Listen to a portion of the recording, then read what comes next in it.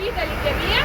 ويشرفنا ان يكون معانا القامه الكبيره واستاذنا كلنا الدكتور فاروق امين عام جمعيه المهندسين المصريين، والباشمهندس مجدي غوريال المهندس الذي قام بترميم كنيسه كفر الزين بمنيا القمح بالشرقيه اللي احنا رايحينها، وطبعا هو خير من يتكلم عن عمله يعني.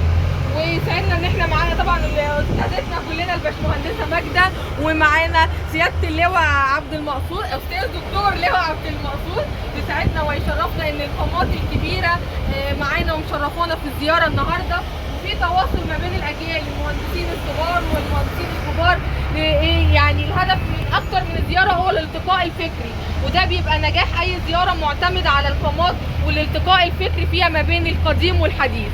ان شاء الله رحله سعيده علينا، وان شاء الله هنرجع في حدود الساعه 2:30 3 الى مقر النقابه هنا. اللي يحب ينزل في الطريق واحنا